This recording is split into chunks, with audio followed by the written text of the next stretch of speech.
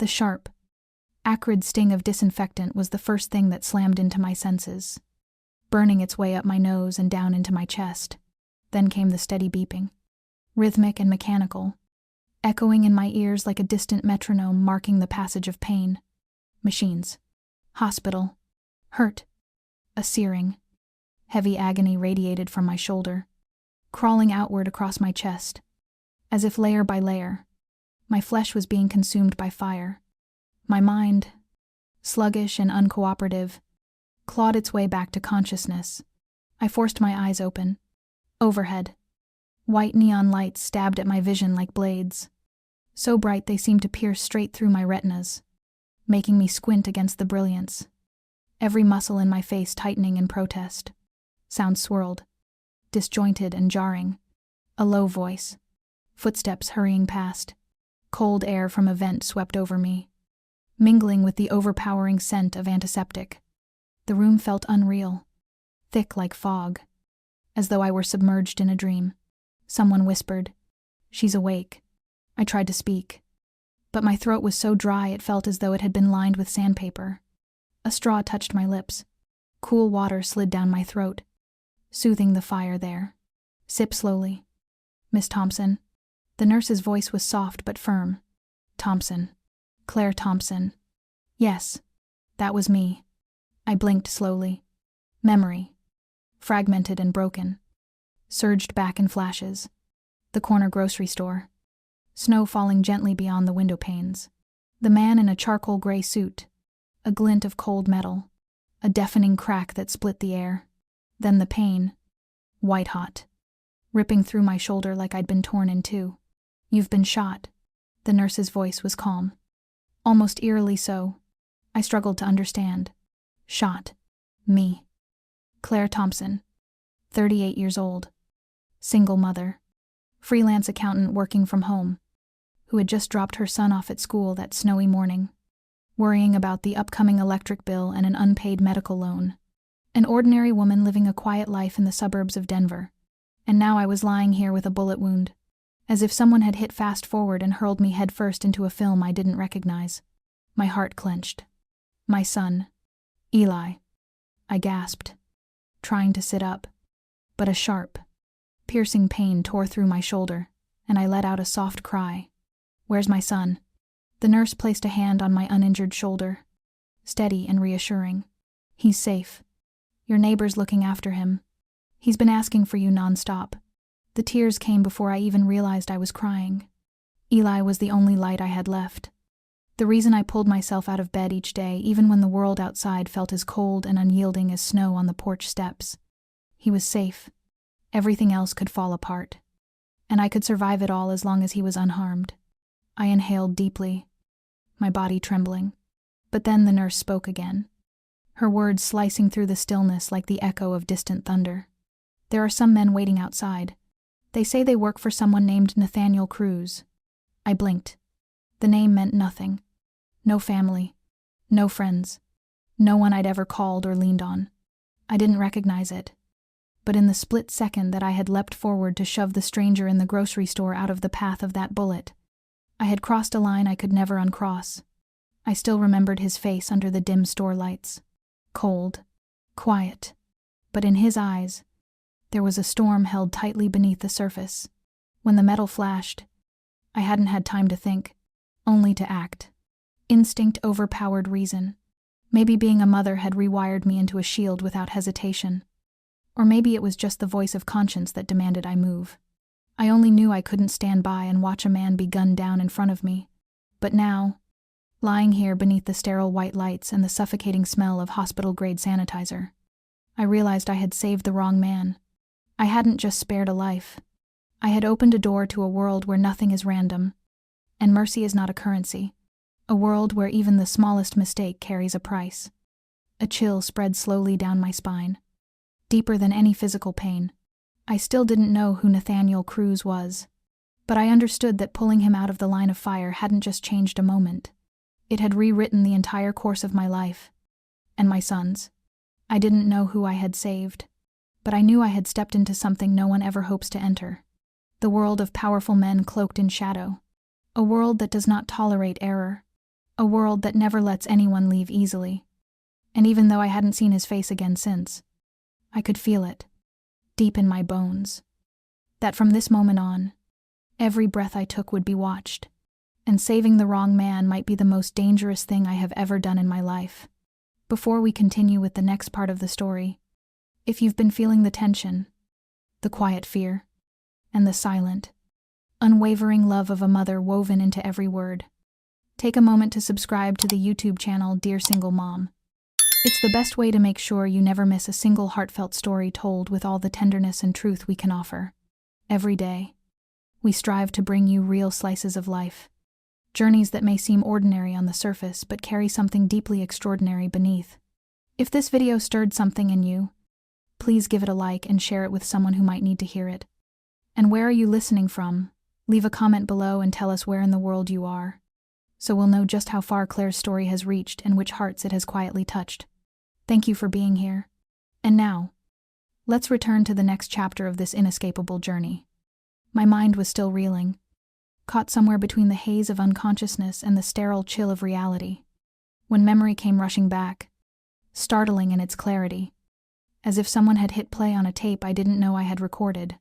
Not a single detail was missing. It was a night so cold it felt like the air could slice skin, the snow falling thick and heavy, blanketing the sidewalks and rooftops in silent white. I had just gotten off work after a long day of sorting invoices that left my shoulders stiff and aching. Darkness had already settled over the small street where I lived, and the wind whistled through the narrow alleys like a warning. I pulled into the little convenience store near my house, intending to grab some milk and bread for Eli's breakfast the next morning. He always loved warm toast with honey when the weather turned cold. Inside, the store was quiet. Just a lone cashier rearranging a shelf and a tall man standing at the grocery aisle. He wore a dark suit, expensive and tailored, the collar of his coat slightly open to reveal the crisp line of a fine dress shirt underneath. I remember noticing him briefly as I walked in, but I didn't give it a second thought.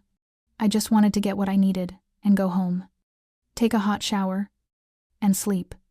I was crouched down, opening the fridge door to grab the milk, when the doorbell jingled behind me, followed by the quick, heavy thud of footsteps and a burst of freezing air. In that split second, every nerve in my body snapped awake. A sharp sense of unease swept across my spine, lifting the hairs on the back of my neck, and then I heard it, the unmistakable sound of metal being cocked, that cold, mechanical click. I will never forget it. I looked up and saw a man in a hood, his face obscured, holding a gun. His hands trembled, but his eyes did not. They were fixed, unblinking, locked on the man in the suit, and that man, he didn't move, didn't flinch, didn't even try to run. I didn't understand why. Everything happened in a matter of seconds. But in my head, it felt like it stretched on for hours. I don't remember thinking. There was no plan, no logic, just an explosion of instinct from somewhere deep inside me, primal and immediate. I screamed and lunged forward. My body slammed into the man in the suit, shoving him sideways into the shelves. The gun fired. The sound was deafening, cracking through the store like thunder. I felt fire lash across my shoulder, a pain so sharp and raw it stole my breath. I crashed to the floor, landing hard on the thin rug in front of the register. My vision blurred. The smell of gunpowder mixed with the coppery tang of blood filled my nose. I remember the shouting, the cashier screaming for help, for the police, the gunman panicking, fleeing, and the man I had just shoved. He was crouched beside me, unhurt, but his face wasn't frightened. He looked down at me, his eyes dark and still as winter night. I don't know if I was seeing clearly, but in that moment, I thought I saw something in his eyes. Not gratitude, not relief, but something sharper, watchful, calculating, and then everything went dark. The pounding in my ears was the last thing I heard before the world vanished. After that came the smell of antiseptic, the white light of the hospital. I had saved him. A stranger. I didn't know his name, where he was from, why he had been in that tiny store that night. The kind of store where people like me go every day without thinking. But I had pushed him out of the line of fire. I had taken the bullet meant for him, a man I should have stayed far away from. Now, Looking back, the thing that sends a chill down my spine isn't the gunshot or even the pain. It's his eyes, that unnatural calm, as if being targeted was just another part of his day, as if he lived permanently on the edge of life and death. And somehow Claire Thompson, a single mother just trying to live quietly, had stepped into something that didn't belong to me. I had saved a man, but I didn't know who I had saved, and I didn't yet understand that in doing so, I had crossed a threshold with no way back. I woke again as late afternoon light filtered through the small hospital window, casting pale golden shapes across the wall, soft and lonesome in their quiet glow. The sharp scent of antiseptic still clung to the air, but this time, there was no dizziness, only the raw sting in my shoulder and a slow-building unease pressing against my ribs. I still didn't understand why I was here, why I had taken a bullet, or why the name Nathaniel Cruz, so unfamiliar to me, had caused the nurse to lower her gaze as if she were speaking of someone far beyond our world. I was about to sit up when the door creaked open. 2 men entered first, tall and broad-shouldered, dressed in black suits. They said nothing, stepping wordlessly aside like sentinels clearing the way. And then he appeared. The man I had thrown myself in front of. I didn't need an introduction. I recognized him instantly, not just by his face, but by the weight of his presence. He wore a charcoal suit, his white shirt crisp and perfectly pressed, and he walked with the calm assurance of someone who was never uncertain, never rushed, not even in a hospital room. His eyes moved across the space, briefly assessing it, then settled on me. He studied me in silence for a few measured seconds before speaking. "Miss Thompson." His voice was low and even, each syllable carefully chosen, as though he weighed every word before letting it fall. I swallowed hard, unsure of how to respond. My mind flashed back to the moment he looked at me on that store floor. It wasn't the gaze of someone newly spared from death. It was the gaze of someone measuring consequences. "Thank you," he said.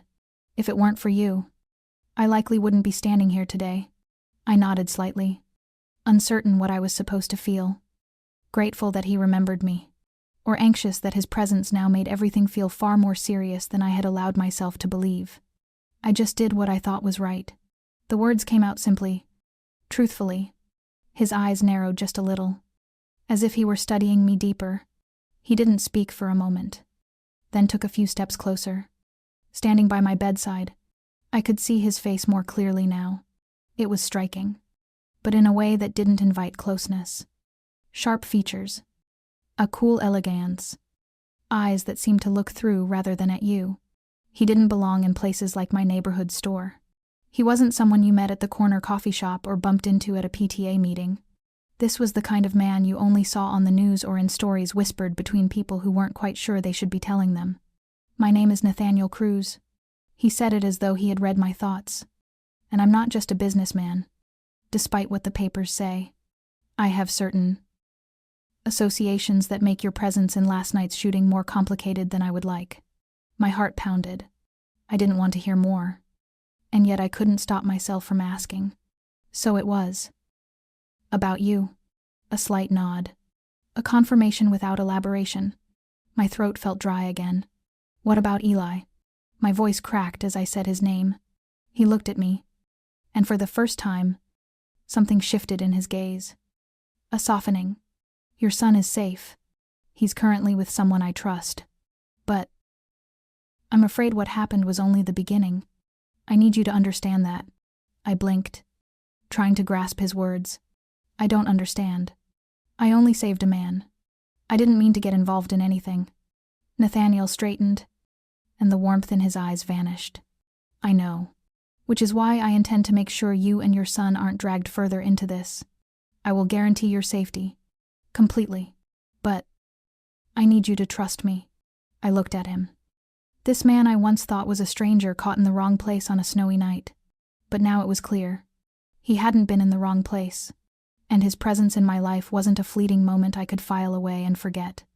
I didn't know who I was standing before, but I was beginning to understand that the moment that bullet tore through my shoulder, I stopped being the Claire Thompson I had always been. And this man, Nathaniel Cruz, was not only the reason I was still breathing, He was the door to a world I had never meant to enter, one I could never walk out of the same again. I thought that after that strange encounter, Nathaniel Cruz would disappear like a cold wind slipping through a crack in the window, leaving me to return to the familiar struggle of my ordinary life. But I was wrong. The next morning, after I had barely drifted into a shallow sleep, the nurse knocked softly on the door and said someone wanted to see me.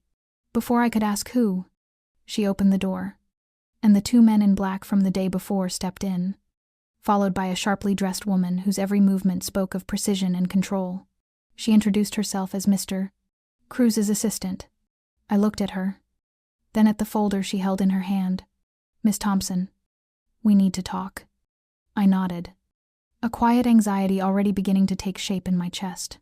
She opened the folder, glanced at the contents, and spoke in a calm voice, one that sounded like it had been practiced many times before. "As you're aware, what happened the other night was not simply an accident.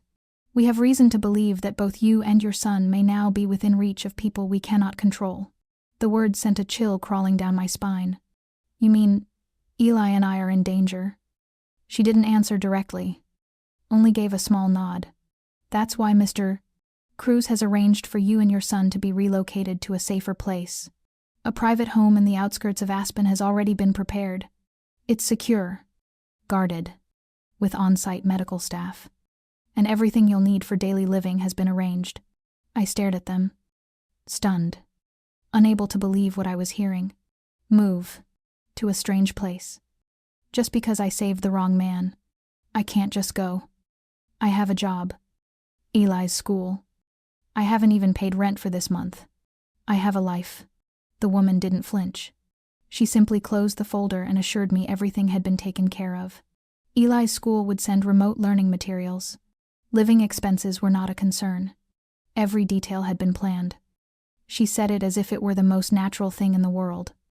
As if they weren't talking about uprooting the life of a single mother and her child because of a man whose shadow stretched farther than I'd ever imagined. My hands clenched in my lap, a mix of anger and confusion burning beneath my skin. "I'm not something to be moved around like furniture. I want to speak to Mr. Cruz directly."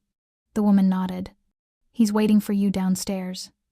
They wheeled me out of the room and down the elevator, through a silent corridor, in a private lounge. Nathaniel stood with his back to the window, hands in his pockets, still in his immaculately tailored dark suit, composed and still, as though nothing in the world could touch him. When I was brought in, he turned. "You're not happy." It wasn't a question. I took a deep breath. "You don't get to decide for me. I still have the right to choose." He stepped closer, not angry, but there was something in his presence that made it impossible to look away. I understand that feeling, but the right to choose disappears when your child's safety is at stake. I'm not the kind of man who forces others, but I am someone who sees beyond the moment, and I know what's waiting out there. I bit my lip. "You're using Eli to make me say yes." He didn't deny it. "If that's how you want to see it, so be it. But I see it as responsibility. You saved my life. Now it's my turn to protect yours." I turned away, trying to swallow the bitterness rising in my throat. I didn't know if I was walking into a trap, but when he said Eli's name, his eyes didn't hold threat. They held something real. Even if I couldn't understand it, I don't want my son to grow up afraid. I just want him to be safe. He nodded. "So do I.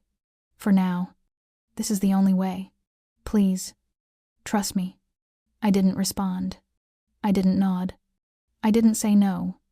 I just sat there, my hand resting over my stomach, my eyes on the cold, gleaming floor, and I knew, with a clarity I couldn't ignore, that from the moment I shoved that man out of the path of a bullet, nothing in my life belonged to me anymore.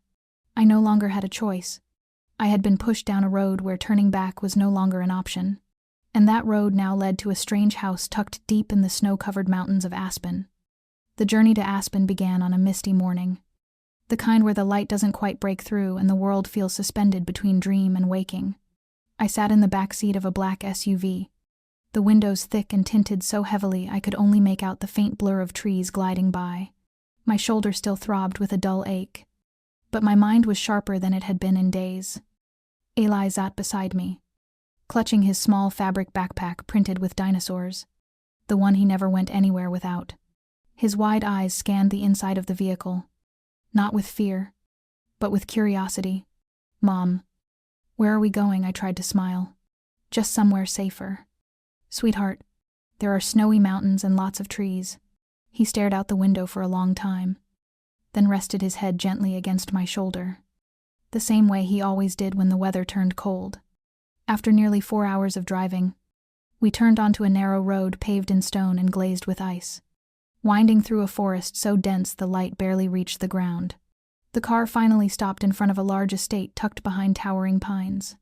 The house looked like something out of an old fairy tale. Snow blanketed the steep slate roof. The stone walls were a pale gray, and the heavy wooden door bore intricate carvings. But instead of warmth, the place gave off a strange sense of stillness, a silence that felt more like absence than peace. The woman who had introduced herself as Mr. Cruz's assistant met us at the entrance. She guided us inside, her voice polite but firm, leaving no room for questions. The interior was modern and sleek, expensive in a way that felt untouched. Every surface was immaculate, not a single scent of cooking, no echo of laughter, no faint music playing from another room, only the sound of footsteps on polished wood and the soft crackle of the fireplace in the far corner. Our rooms were upstairs, overlooking the fog-covered forest. Eli's room was bright, filled with carefully placed toys, a shelf stocked with storybooks, construction sets, and a mural of planets and astronauts painted on one wall. I didn't understand how they knew those details about him. I had never told anyone. But Eli lit up.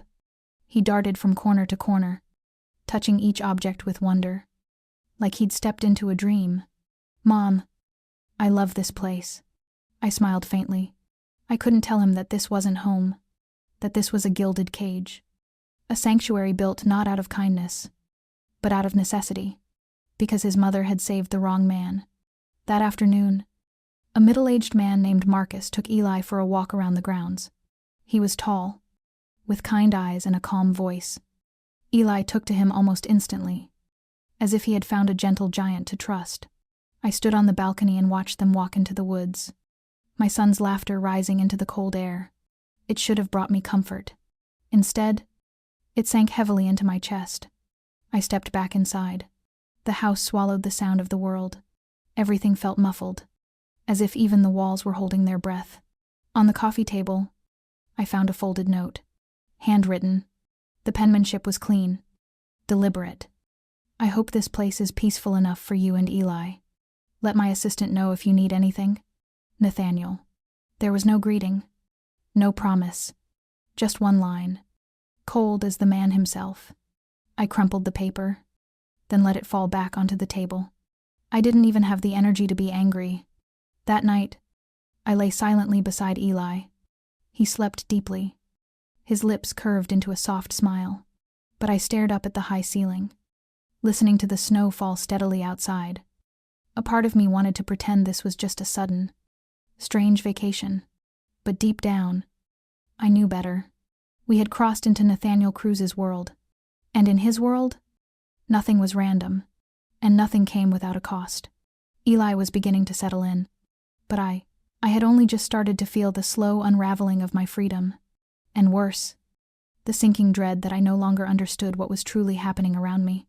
It took me 3 days to realize that I didn't hold a single key in this house. Not to the front door, not to the tall wrought iron gate, not even to the black SUV sitting idle in the garage. Its doors always locked. Every time I tried to step outside alone, a man in black would appear seemingly out of nowhere, always calm, always polite, but firm as stone in his quiet request that I return inside. Marcus remained friendly, always willing to take Eli outdoors, but only if I accompanied them or made arrangements in advance. Every need was met with precision. The food was delicious, the medicine cabinet fully stocked, the rooms kept spotless, but none of it was mine. I didn't choose our meals. I couldn't buy Eli a single thing. There was no internet, and no phone. I was living in a beautiful, curated world that spun silently outside of my control, and that terrified me. I began to dream of doors slamming shut. Each night, I jolted awake, heart pounding, convinced someone was watching me. I would wander the stairs in the dark, checking windows, turning knobs, ensuring locks hadn't changed. But the more I walked through the silence, the more I felt what I had been trying to ignore. None of this belonged to me. Nothing here was mine. It all belonged to him. Nathaniel Cruz. 4 days had passed since we arrived, and I had not seen him again. Only his assistant, always composed, always unreadable, stopped by occasionally to check in. She asked what I needed, but never once did anyone ask what I wanted. I was no longer someone who made decisions for her own life. And that quiet erosion ate at me hour by hour. One morning, I saw a small delivery truck pull up outside the gate. A young man carried in a few cardboard boxes, supplies. Maybe groceries. I wasn't sure. I approached him gently and asked, almost in a whisper, if he could help me send a letter. He froze, his face drained of color. He shook his head immediately, murmuring an apology. There was fear in his eyes, not of me, but of whoever might find out that I had even asked. Later that afternoon, while Marcus took Eli to his music lesson in a sunlit room on the eastern side of the house, I wandered upstairs for the first time into the grand library. The room was vast, filled wall to wall with books, the kind of space that makes you hold your breath when you enter, as if even sound isn't allowed to settle in its stillness. I ran my fingers along the spines of books, reaching for some semblance of calm. Then I paused at a small drawer beneath the reading desk. Inside was a single old photograph. A young man was shaking hands with another figure, their surroundings resembling some kind of formal gathering or summit. There was something hauntingly familiar in the young man's expression. It was Nathaniel, only younger. His hair longer, his posture more rigid, dressed in what looked like a military uniform. I turned the photo over. There was handwriting on the back, hurried and uneven, in Spanish. I couldn't understand all of it, but one word stood out like a flare familia. Family. Something didn't sit right. Why would a man like him, sharp, composed, cold, keep a picture like this, tucked away in a place that felt untouched? Like even the dust had been instructed not to settle. I placed the photo back, but my mind kept racing. Questions, once small and reluctant, began pressing louder. Why was a man like Nathaniel Cruz elegant, dangerous, clearly powerful at a rundown grocery store in the middle of a snowstorm? What were the chances that I, an ordinary single mother buying milk for her son, would cross paths with him there? In that precise moment, why had there been no news? No police reports. Not even a whisper of the shooting. It was as if the entire event had been erased from the world, or as if someone had made it disappear. I thought about the lack of a phone, the absence of any way to reach the outside. I thought about Marcus, how his eyes always flicked toward the trees when someone unfamiliar approached the house. And then I thought about Nathaniel, the man I had saved. But now, I wasn't so sure I had saved him at all. Or more precisely, I wasn't sure I had been allowed to save him. Because what if this wasn't an accident? What if I hadn't been caught in a moment, but placed into one? I began to doubt everything. Not just him, but the real reason I was brought here. And once that doubt took root, so did the fear. Fear of what I didn't know. Fear of what I might discover. Because in Nathaniel Cruz's world, I was beginning to understand one thing very clearly. Truth does not live in the light. It lives behind the most beautiful walls, and it is always hidden, on purpose. I saw Nathaniel again on a fog-drenched evening, as I stood alone on the second-floor balcony, hands wrapped tightly around a cup of tea gone cold. My mind tangled in a storm of unanswered questions. The sky above hung low and heavy, a leaden gray pressing down over the silent forest that stood like a wall of frozen shadows. I hadn't heard his footsteps. I didn't even realize he was there until he spoke. His voice low and rough, not threatening, but far from warm. "You found the photograph." I spun around. My heart jumped. So he knew. He knew I'd been searching, that I'd found something I wasn't meant to see. I kept my voice steady. "If you didn't want me to find it, you shouldn't have left it there." He stepped closer, stopping a few feet from me. His eyes didn't waver. staring into mine as if measuring the weight of my reaction. It wasn't that I didn't want you to know. I was waiting for the right moment. I said nothing. I waited for him to continue. And perhaps, for the first time since I met him, he no longer seemed entirely in control of the story. After a long silence, Nathaniel began to speak. I was born into a family the world calls organized crime. Mafia, if you prefer. My father was one of the most powerful figures in a southern Italian branch of the organization, later expanding operations to the east coast of the United States. When I was very young, I was taught that loyalty matters more than morality, that silence is strength, and that everything in life has a price. I said nothing, but I felt the weight of truth in his voice. The things I had started to suspect all week were now being laid bare in the quiet, gravel-edged cadence of the man I had saved without knowing who or what he truly was. When I was old enough, they sent me to study economics in London, then political science in New York. I took the name Cruz instead of my real surname to avoid detection. I was trained to enter the world as a legitimate man. Clean. Influential. Someone who could use money to move pieces on the board without leaving fingerprints. But I never really left the organization. I still represented the family in certain deals. Still coordinated operations. Still oversaw investments no one else dared to touch. He looked up at the fog-smeared sky, his breath curling into pale clouds. Until 3 years ago, when I wanted out, not because of guilt, because I was tired.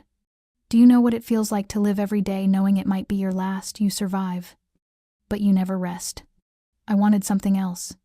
A life without blood. A future without silence. But you couldn't leave. Could you? I said it quietly, as if afraid to shatter the fragile stillness between us. He nodded. Walking away isn't a choice for men like me. To the organization. I am the central artery. If I cut ties, it's betrayal. And betrayal is always paid for with blood. You think the shooting that day was an accident. No. It was a warning. And if it hadn't been for you, I'd be dead. I listened to his words like someone hearing a story that doesn't belong to the real world. A man trained to dominate, to move silently through shadows, now stood before me, admitting he once wanted to run. But why me? I don't believe in coincidence. He looked at me. Longer than necessary. I don't know. Maybe fate. Maybe a mistake. But from the moment you pushed me out of the way, everything changed. I can't let you return to your old life. Because the people who want me dead will want to make sure no witness survives. The words chilled me to the bone. So Eli and I are trapped because of a choice I made in just a few seconds. He nodded slowly, as if he could read the echo of my thoughts in my eyes. I won't let that happen, no matter what it costs. I didn't know whether to believe him or be afraid, or both. But one thing I knew without doubt, this man was not bluffing. And from that moment, I understood. I had entered a world where people no longer had the luxury of turning back. And Nathaniel Cruz, the man I had saved, was not just a man. He was the eye of a storm I would never outrun. I stood there long after the balcony door closed behind Nathaniel, the night pressing in around me as if the air itself had forgotten how to move. His words echoed inside my skull, sharp and metallic like steel grinding against steel. A mafia family. Betrayal. Retaliation. My son and I marked by danger simply because I did what any human with a conscience would have done. I tried to steady myself, but my chest tightened and my hands trembled beyond my control. Panic crept through me in thin threads. Quiet, but relentless. I returned to the bedroom, my steps unsteady. Eli slept curled around the same worn stuffed bear he had loved since preschool. His face was so peaceful it hurt to look at. I knelt beside him, resting my palm against his soft hair, and felt tears fall onto the back of my own hand. I had promised him I would always protect him. I had always believed a mother's love was as immovable as a mountain. Yet here I was, feeling that mountain crumble beneath my feet. How do you protect a child when the only person shielding you is the same one who dragged you to the edge of a precipice? I lay awake the whole night, unable to rest. I listened to the wind claw through the pines, to snow tapping softly against the windows like invisible fingers. Every sound made me flinch. I felt trapped inside a glass box disguised as paradise. Every stone, every polished stair, Every warm rug felt curated, perfect in a way that chilled me. A fairy tale turned inside out. No magic here, only silence and secrets pressing down on my chest. In the morning, I pretended everything was fine. I smiled for Eli, asked him questions, ate breakfast as if the world had not shifted beneath us. But when Marcus took him outside to play in the snow, I stood at the window watching them, my hand pressed to the cold glass, and the breath caught in my throat. My son laughed, tossing snow into the air like it was starlight, and I stood behind two barriers, one made of glass, and one made of fear. I was no longer free. I could not choose where to live, could not place a single call, could not speak to anyone beyond these walls. They called it protection, but each passing hour made it clearer. Protection and captivity can stand so close they blur into one another, and I no longer knew which side I stood on. At midday, Nathaniel's assistant arrived, her expression unreadable as always, asking whether I needed anything. I looked at her, and suddenly words felt useless. I want to go home. The sentence slipped out. She paused only a moment before answering in the calm tone of someone reciting a rule carved in stone. That is not safe for you and your son at the moment. We ask for your understanding. I let out a soft laugh, though it shook and broke apart before it could form fully. Understand. I was expected to understand everything they decided. I sat down in a wooden chair by the fireplace, the heat doing nothing to melt the cold inside me. I once believed nightmares lived only in dreams. But the cruelest nightmare is the one you face fully awake, when you know you are trapped and every path leads to loss. I pressed a hand over my face, forcing my breath to steady. I did not know what waited ahead. I knew only one truth. I had to keep Eli safe. No matter if I stood between shadow and light, no matter if I had to face a man like Nathaniel Cruz, no matter how tight fear wrapped around my ribs, I would not let anyone touch my son. Yet deep inside, a fragile voice whispered in despair. If the man protecting us is also the door to the fall, then where do we run? Nathaniel returned on the 10th day after I arrived at the estate, just as suddenly and silently as the first time. There was no warning, no sound of a car pulling up, only the quiet realization as I stepped out of the dining room that he was already there, standing in the hallway, snow dusting the shoulders of his black coat, his gaze fixed on me, as if nothing had changed since the night he unraveled truths that had kept me awake for a week.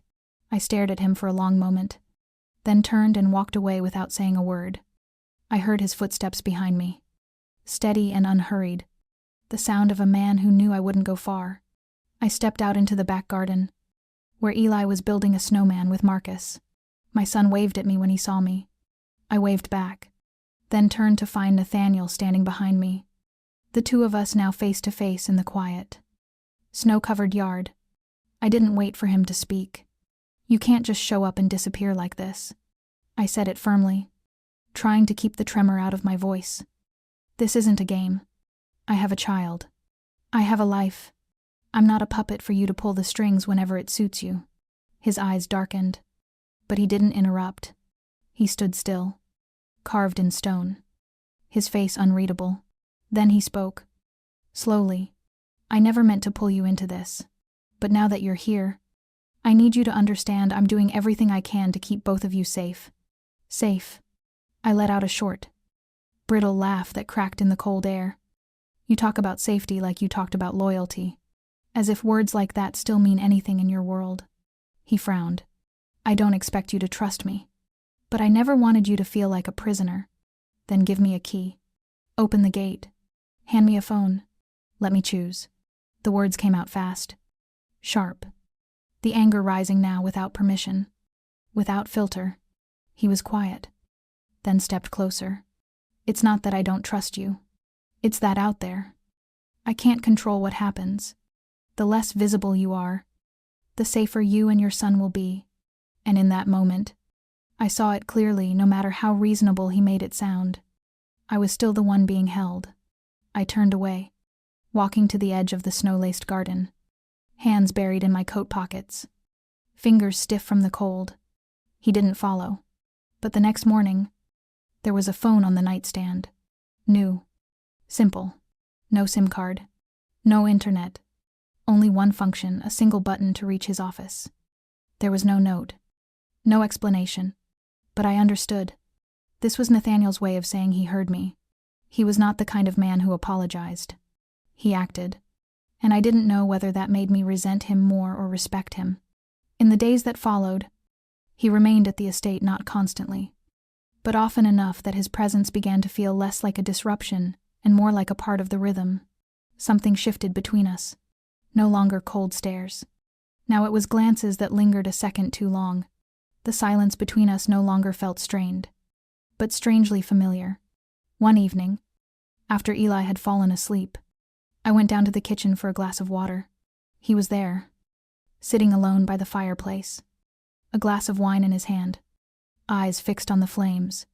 I started to leave, but he looked up and said, "Did you know?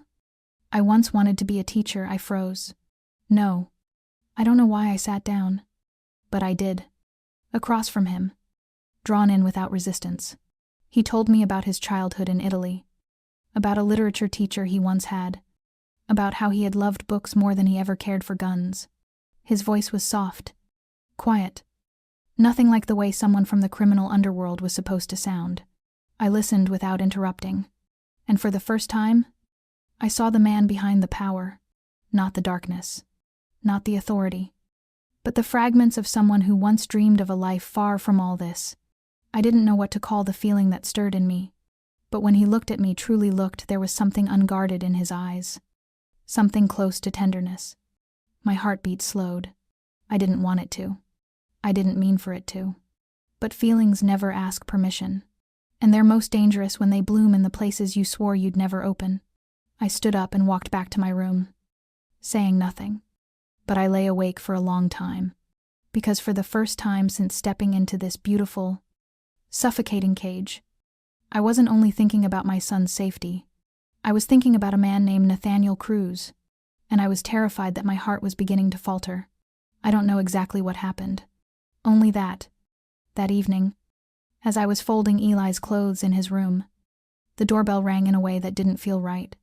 There was no gentle knock from Marcus like usual. He burst in, face pale, eyes wide with a kind of frantic urgency I had never seen before. "You need to come down." His voice was hoarse, uneven. My heart clenched. Something had happened. I ran down the stairs, my pulse hammering so hard it drowned out every thought. The living room lights were on. Nathaniel was slumped on the couch, shirt hanging open, one hand gripping the edge of the table, his other shoulder soaked in blood. The red spread across his skin, dripping past his elbow and onto the polished floor in slow, steady drops. His eyes met mine, and all the cold precision, all the practiced calm I had come to expect from him gone. What was left was something raw, exhausted, human. I didn't speak. I didn't ask permission. I ran to the kitchen, grabbed the first aid kit, and came back to kneel before the man I once thought untouchable. "Take off your shirt," I said softly. He winced, but didn't resist. I slipped the fabric down from his shoulder. The bullet had grazed beneath his collarbone, tearing a clean but deep line along his skin. Blood still oozed, but the bleeding was slow now, manageable. I cleaned the wound, disinfected it, began to stitch. My hands trembled, but I forced myself to stay focused. "Where were you shot?" I asked, not looking up. "At a meeting. Someone was waiting." His answer was clipped, like always, but this time, the sharpness in his voice was missing. He sounded tired, not physically tired in a way that lived in the bones. Tears slipped from my eyes as I worked, not from fear, not from the blood, but because I realized I had become familiar with this man in a way I never expected. His pain shook something in me. The deeper the needle went into his skin, the deeper the ache pressed into my chest. When I finished wrapping the bandage, I moved to stand, but he reached for me. His hand was cold, faintly shaking, but strong around mine. "Thank you." 2 words. Simple. But for the first time, he said them not as a man with power, not as someone issuing orders or making declarations. He said them as a person, and the sound of it undid me. I looked up. His face was inches from mine. The eyes that once frightened me now held something I couldn't name. I should have pulled away. Should have stepped back. Should have remembered what this was and what it wasn't. But I didn't. His hand still held mine. His gaze still held me. And then, slowly, he leaned in. The first time our lips touched. It was soft, tentative, not a command, not a mistake, just something that existed between silence and breath, as if the space between us had finally grown too fragile to hold. I don't know how long the kiss lasted. I only know that when I pulled back, my breath was unsteady, and my hand remained in his. I stood, dizzy and confused. I need to check on Eli. I said it like a lifeline, like something real I could hold on to. Nathaniel didn't stop me. He only nodded. Once. Quietly. And as I walked away, I could feel his eyes on my back, following me until I disappeared at the top of the stairs. That night, I didn't sleep. I sat beside Eli's bed, watching his chest rise and fall under a warm blanket, his small face calm in dreams. And inside me, everything was a tangle of threads I couldn't untie. I was walking into danger. I knew that. Not just the kind that came from bullets or betrayal, but the danger of my own heart. Nathaniel Cruz was not a man I should trust, and he was certainly not a man I should let in. But tonight, when his fingers gripped mine, when I saw his blood soaking through white gauze, I realized something far more terrifying than fear. I cared, not because of his power, not because of his face, not because he had saved me. I cared because I had seen the truth of him, the quiet truth behind the danger, the regret behind the strength, and that truth had made it impossible to turn away. I was terrified, because for the first time since the day my husband left, my heart was beating again, and it was beating for a man named Nathaniel Cruz. That morning, the sky over Aspen was clouded in an eerie, leaden gray. The snow hadn't fallen, but the wind sliced colder than usual, carrying something unsettled in its breath. I had just finished pouring Eli a glass of milk when the front gate bell rang. Sharp and unexpected. Marcus didn't speak. He only tilted his head slightly, cautious. Before stepping out to answer, I assumed it would be one of Nathaniel's men, or someone delivering documents or supplies, like always. But this time, the person who stepped inside brought with her a different kind of chill, one that had nothing to do with the weather. A tall woman entered, strikingly poised, her dark hair gleaming like polished obsidian. She wore a long wool coat the color of ash, and her steps held a kind of quiet command, the kind that didn't ask for attention but drew it anyway. She moved through the house not like a guest, but like someone returning to a place she already knew. And perhaps she did. "I'm Sophia." Her voice was smooth, detached. Her eyes swept past me, then returned with a cool, unreadable smile. "Nathaniel's sister." For a few seconds, I didn't know how to respond. Nathaniel had never mentioned a sister, never mentioned family at all. Sophia removed her gloves and handed them to Marcus like one might hand off a coat to a valet, then turned back to me. "I heard you're the one who saved my brother's life." Her tone carried no gratitude. It was flat, clinical, as if she were reading from a file. I nodded slightly. It was a reflex. Her eyes shifted to Eli, who was sitting on the carpet playing with his toy cars, oblivious to the tension building in the room. "So, this is the reason he's been doing foolish things lately." I frowned. "I'm sorry. I don't understand what you mean." She stepped closer, not threatening, but close enough that every nerve in my spine stood on edge. "You think Nathaniel is just a man in need of affection? That he's someone you can fix with warmth and understanding?" I swallowed hard, forcing myself to stay still. "I don't know him completely, but I think I've started to understand parts of him." Sophia laughed softly and shook her head. "No, you don't understand anything. Nathaniel isn't like the men you've known. It took him nearly a decade to become someone untouchable. Do you think that came from kindness, from love?" I had no answer, because I didn't know. "Not really." She circled the kitchen slowly, her hand brushing the back of a wooden chair. "Do you know why I came here? Because I was told my brother is getting soft. Soft because of a woman who saved him in a grocery store." I didn't know whether to feel insulted or amused, but I answered plainly. "I didn't ask to be here." I'm not trying to change him. I just want to protect my son and live in peace." She stared at me for a long moment. Then, unexpectedly, asked, "If one day you had to choose between your child's safety and your feelings for my brother, what would you choose?" I didn't answer immediately. The question slid down my spine like a blade, but I didn't flinch from it.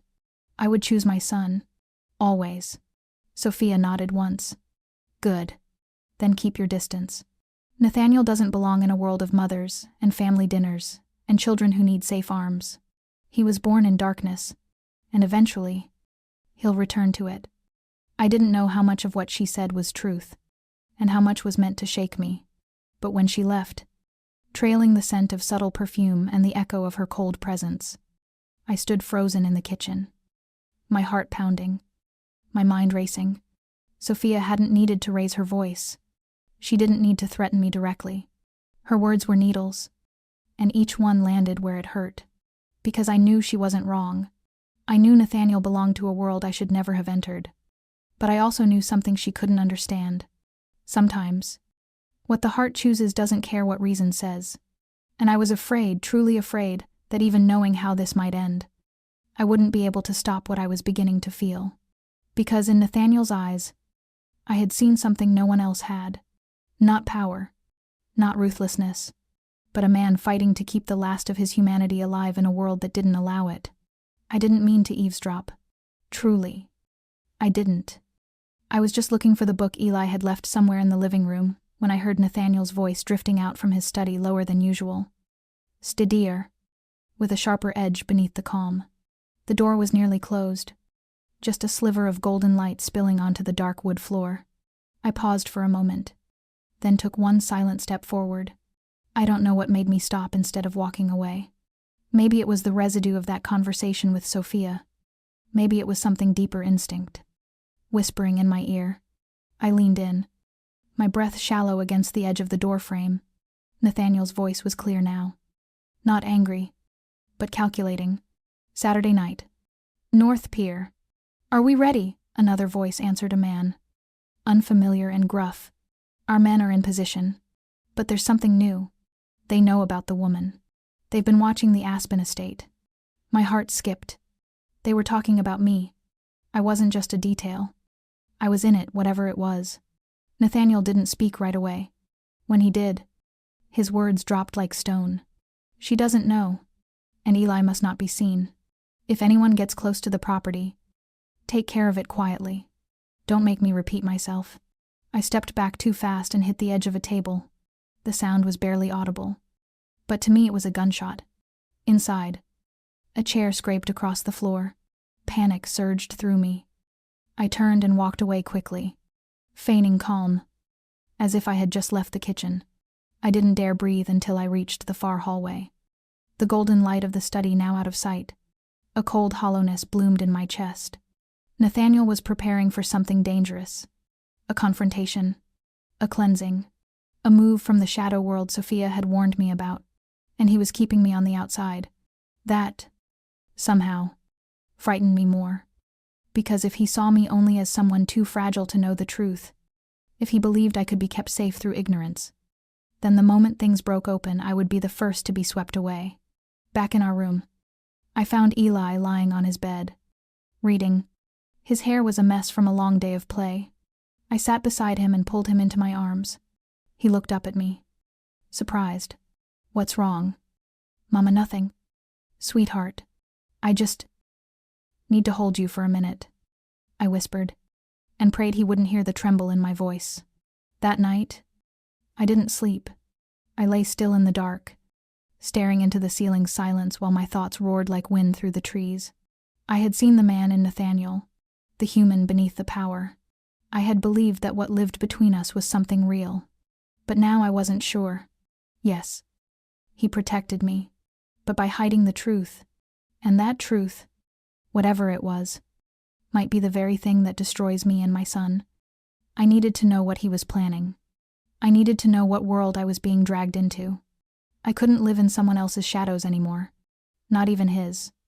Not when I had someone sleeping beside me who counted on my strength, my clarity, Because if one day Nathaniel didn't come back from whatever war he was waging, I would have nothing left but regret that I stayed silent when I should have demanded the truth. So I made a decision. Tomorrow, I would speak to him. Not as someone he needed to protect, but as a mother, as a woman who deserves the right to choose the life she's living. That morning, the snow in Aspen fell thicker than it had all week. The sky hung low and gray, heavy like a wool blanket pressing down on the valley, muting the world beneath it. I stood at the living room window, my hands resting against the cold glass, watching the endless drift of snowflakes. They spun and fell with a quiet determination, and I felt something inside me harden, like ice that had never truly thawed through all the sleepless nights.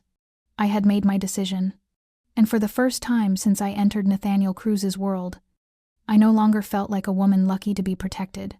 I felt like a woman being held, in a life not of her choosing, when the sound of the door opening echoed through the silent house. I didn't turn. I didn't need to. I knew it was him.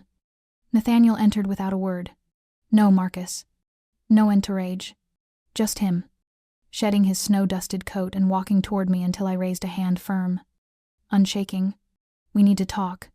My voice wasn't loud, but it carried, and somehow, it made the quiet of the room even heavier than the snowfall outside. He stopped, his gaze narrowing just slightly, as if already bracing for what I might say. I took a deep breath and turned to face him. I heard the call last night. I know you're preparing for something violent. I know someone is watching this place. And I know Eli and I are just pieces on the board you're trying to keep in place while you calculate the next move. Nathaniel said nothing, but his eyes never left mine.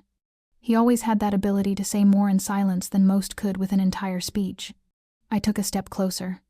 Every movement felt weighted. I'm not angry that you kept it from me. I understand your world isn't something I can grasp in a matter of weeks, but I can't keep living like this. I can't wake up every morning not knowing what might happen. I can't live in a fairy tale mansion that feels more like a gilded cage. He opened his mouth, but I raised a hand again. No. Let me finish this time. I stepped in front of you that day not because I knew who you were, but because I believed no one deserves to die in broad daylight just because of what they carry on their shoulders. And because of that, I deserve to know what kind of life I'm being asked to live. I won't raise my son in a world ruled by control and protected by gunfire. I don't want Eli growing up seeing every stranger as a threat. I don't want to wake up each day with a nameless fear that only grows heavier. Nathaniel stood silent for a long time. Then, finally, he spoke. I understand. His voice was low. I know I've brought you too far into this. But Claire, if you leave now I can't guarantee your safety. Or Eli's. They know your face. They know your name. They won't walk away. I looked at him without flinching. Then let me choose. I won't leave if staying is my decision. Not because you're holding me here. Not because someone told me I must. If I stay, it's because I know exactly what I'm choosing to face. And because I want to face it with you. Nathaniel moved closer. Slowly now. Until the space between us was gone. His hand brushed mine gently, as if asking permission. I never thought I'd say this, he murmured, voice hoarse. But I can't bear the thought of you walking away. His eyes were so painfully honest that something inside me gave way. My heart softened, but I held my ground. Then let me be part of your life. Not the woman you hide away, the woman you trust. If you want to keep me, then give me the choice to stay. We live together in this. Or we don't. No more secrets. No more silent sacrifices. He looked at me for a long moment, really looked, then nodded. Slowly. Heavily. As if he'd just taken off a piece of armor he'd worn for far too long. I promise. And I'll start by telling you everything. I exhaled. A breath I hadn't known I was holding. The storm hadn't passed. The danger hadn't vanished. But for the first time, I wasn't standing at the edge, waiting for someone else to decide my fate. For the first time, I was choosing my place in this story. And to me, that was more powerful than any promise of protection. Nathaniel kept his word. That afternoon, he led me into his study, closed the door behind us, and laid everything out before me. A meeting at the northern docks. A trap, carefully set, not for violence's sake, but to end once and for all a threat that had haunted him for years. This wasn't a reckless retaliation, but the final move in a game that had stretched over a decade. I sat quietly, listening. I didn't interrupt. I didn't flinch. I was no longer the woman kept in the dark. I was part of the room now, informed, considered, trusted, and when he turned to me and asked what I wanted to do, I looked him in the eyes and answered without hesitation, "I'm staying." There was no pause, no fear, because for the first time in my life, I knew the choice I was making came not from pressure, not from fear, but from somewhere deep and quiet within my heart. I couldn't tell you when I started loving Nathaniel Cruz. Maybe it was the first moment I saw him collapse on the floor of that grocery store and threw myself over him without a second thought. Maybe it was when I saw him kneel to hold my son, Eli, with scarred hands that had seen too much, but somehow, in that moment, were the gentlest hands in the world. Or maybe it was the night he shed the weight of his past in silence, letting me see the man behind the mask, broken and alone in ways that made my chest ache. Whatever moment it began, I knew this. I loved him. Not a fantasy, not a fairy tale, but a man, flawed, conflicted, wounded, and still fighting to protect those he loved, even if it cost him everything. The next morning, I stepped out onto the balcony. The snow had stopped. Sunlight broke gently through the mountain peaks in the distance.